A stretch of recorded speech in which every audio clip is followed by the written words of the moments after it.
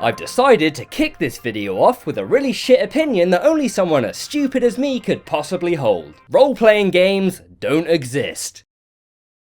They're defined primarily by allowing the player to play a role in the game, but to that I say, welcome to every fucking video game that's ever existed since the beginning of time. Oh, so you can customize your stupid fucking nostril size? Oh hey, I didn't see you come in there, you've just caught me playing my favourite RPG. Need for Speed Underground. And don't give me that skill point shit, because if you're playing a game to beat it, then you'd never even bother putting skill points into anything other than combat proficiencies in order to kill the inevitable final boss that's always there 100% of the time, no exceptions. Free will is a lie, freedom is an illusion, you can't beat the game by lockpicking your way to the end, which means by that point the skill system might as well just be a Far Cry style upgrade tree, and is Far Cry an RPG? No it's not, but what is? I mean, I get that there's a line, but no one can ever seem to plot a clear point on the line because the games on it are sprawled out like fucking Westminster pedestrians. What makes something like Knights of the Old Republic an RPG that doesn't GTA San Andreas, for example? Because the argument that KOTOR is better isn't one. It seems to me, at least, having wasted so much of my life putting way too much pointless thought into this, that at one point RPGs existed because of the limitations of the systems they're on by offering depth over gameplay in a time where you couldn't have both. And I'm undoubtedly wrong here about the entire thing, but nowadays it seems like there are no limitations, and that we can have a game as nice looking and smooth as Dark Souls with the world-sized depth and customization that supposedly only comes with RPGs, because a line that is clear is the timeline that shows gameplay catching up to depth, and on that line the beginning of the 2000s is where shit went down, again in my wrong opinion. I just don't think it's a coincidence that games like Morrowind, Gothic, Symphony of the Night, Fable and Knights of the Old Republic are widely considered some of the best of all time, because they're from an era that I for one don't appreciate nearly enough, and one we're never gonna get back, as the line between RPG and not RPG disappears almost entirely. So in appreciation for the decade, I've decided to finally, after 15 years, play the last game on the list, the stupidly high praise Arx Fatalis, in order to highlight the meeting of the two gameplay elements and to further prove my point.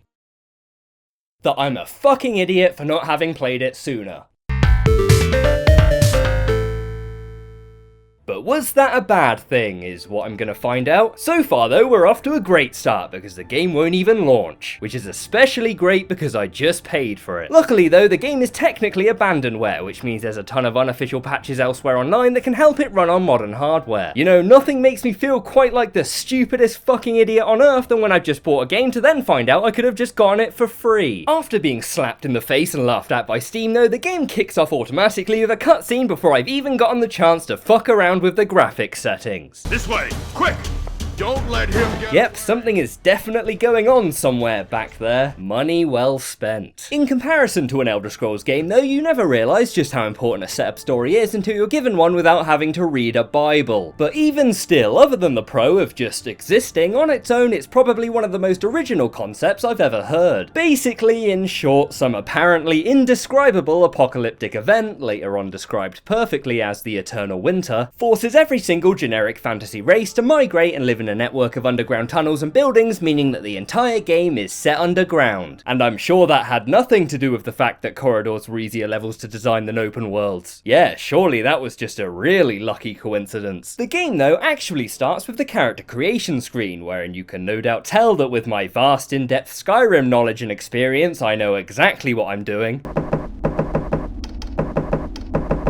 In the end though, I decided to opt for a more stealth-based class, because I play video games to spend hours crawling really slowly staring into darkness. After the suspiciously familiar jail cell intro sequence, I decided to leave the mysterious old guy locked in the cell next to me. I'm sure that moral decision won't come back to, let's say, stab me. Although I love to make fun of the story, allowing the entire game to take place in a sequence of walkways, the first thing you realise is that it's still an open world, and the actual design is spot on, with branching paths that allow you to choose between a more combat-specific route or a puzzle route depending on your character's class, which is great if you want to avoid the spiders because you didn't realise that Constitution meant defense and now you have no fucking defense. But luckily, in comparison to the combat, the puzzles are so easy that even an art student could do them, although that's probably because the combat makes as much sense as a bone doing more damage than a knife. Like every single other old school PC game though, you can do anything you want with enough quick saves, swings and quick loads, excluding apparently avoiding the spiders. Great, now I've got fantasy aids. Although the harder hardest and most persistent enemy you'll be constantly fucking wrestling with in this game is the inventory management. Because for one, the drag and drop system literally could not be more awkward if it was me, which wouldn't have been that bad if it wasn't for two, everything in this game is pick-up-able, which means your inventory is just constantly full of weird shit you have to quickly gauge the value of before launching it across the room in favour of water lilies. Yeah, sure, I better take 3 of those just to be safe. But you better hope to God that whatever you just threw wasn't important, because the collision is so awful that depending on where you're standing, items can pass straight through walls and into parallel dimensions, like this document containing possibly integral plot and exposition.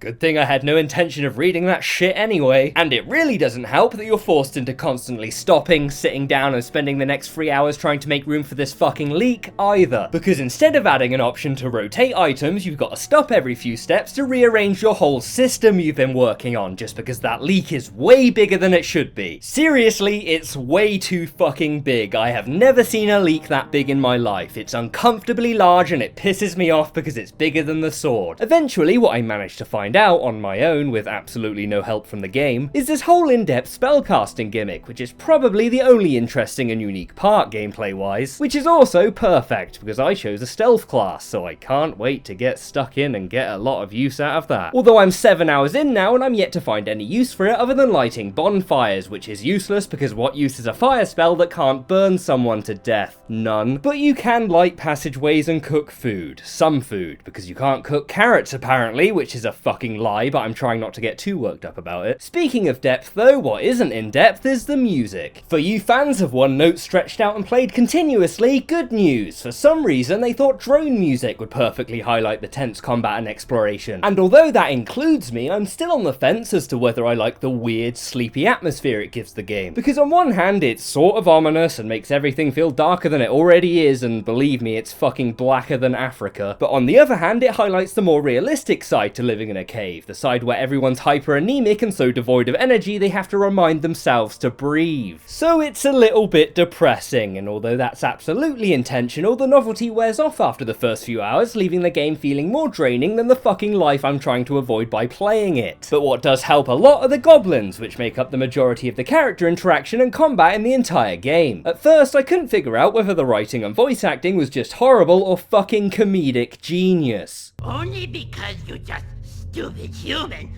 let me tell you this.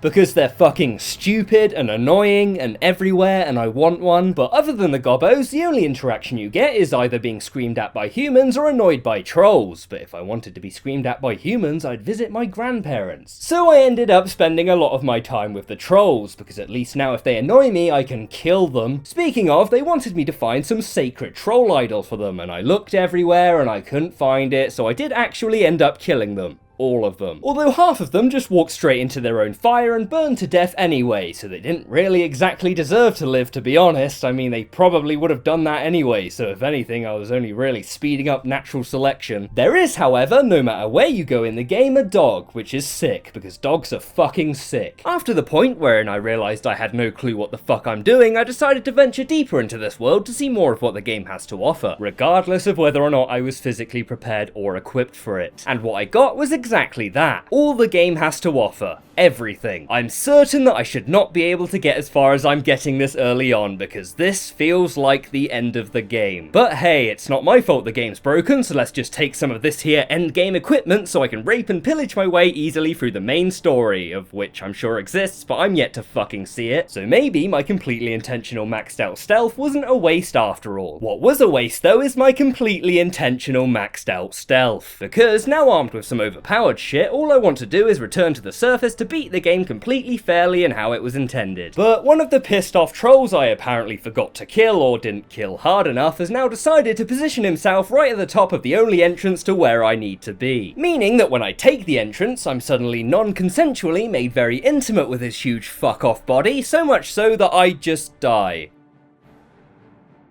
So yeah, by this point I think an accurate conclusion to come to would be that the game is pretty much entirely broken, but is that my fault? I don't know, probably. Which is a shame because the game is fucking awesome, just fucking broken as well, like me as a person. But what I can say for certain is I finally know what all the high praise was about. That's a lie. Because another shame is they never bothered to make any sequels, including one that I can't break maybe. But until then, if you think I'm putting another 15 hours into this, you cannot think that. Because in holding the game up to others from the time, although it doesn't have the scale, the lore, the characters, or pretty much anything that the others offer, it still feels as good. And I know this is a massive cop-out, but I have no idea why. So if you happen to be one of those nerds that's played the fuck out of everything and desperately wants something else, then you'll love this game if you've missed it, and let's be honest, you probably have. And you'd especially love it if you like money and don't want to pay that much for a legal copy of Morrowind, because that's way too fucking much and I'm not paying it. Yep, that was the real reason I made this entire video.